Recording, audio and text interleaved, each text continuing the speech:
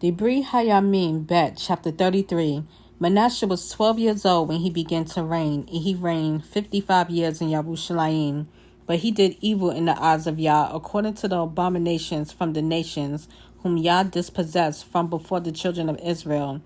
For again he rebuilt the high places which Hiskiyahu his father had broken down, and raised up slaughter places for the Baals, and made Asherim, and bowed himself to all the hosts of the heavens, and served them. He built slaughter places in the house of Yah, of which Yah had said, "In Yerushalayim is my name forever."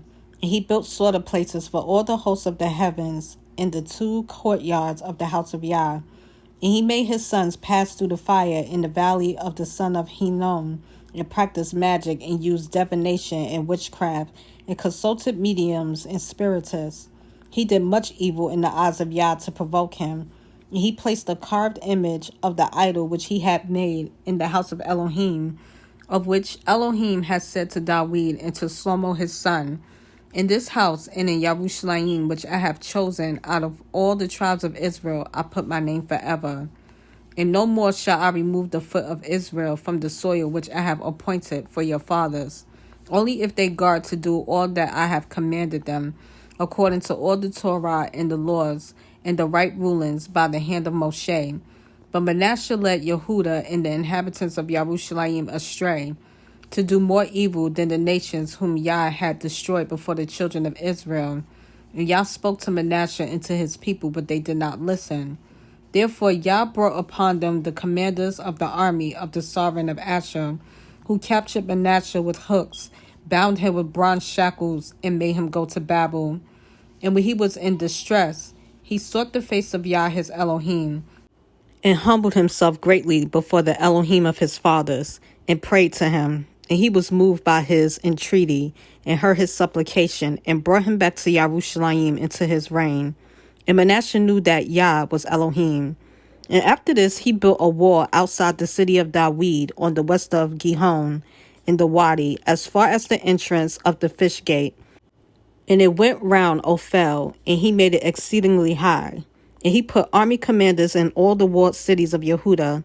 And he removed the far and mighty ones and the idol from the house of Yah, and all the slaughter places that he had built in the mount of the house of Yah, and in Yerushalayim, and he threw them out of the city. And he built the slaughter place of Yah, and slaughtered slaughterings of peace offerings and thank offerings on it, and ordered Yehuda to serve Yah Elohim of Israel. But the people were still slaughtering on the high places, though only to Yah their Elohim.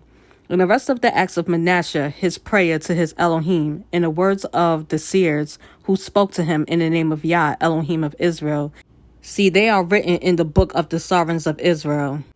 And his prayer and his entreaty, and all his sin, and all his trespass, and the places where he built high places and set up the Asherim, and the carved images before he was humbled, see, they are written among the words of the seers. So Manasseh slept with his fathers, and they buried him in his own house. And his son Ammon reigned in his place.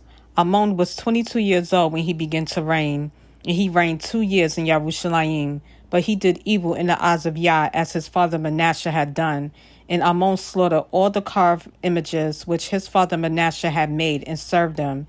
And he did not humble himself before Yah, as his father Manasseh had humbled himself. For Ammon trespassed more and more. And his servants conspired against him, and killed him in his own house. But the people of the land struck all those who had conspired against sovereign Ammon, and the people of the land set up his son Yoshiyahu to reign in his place.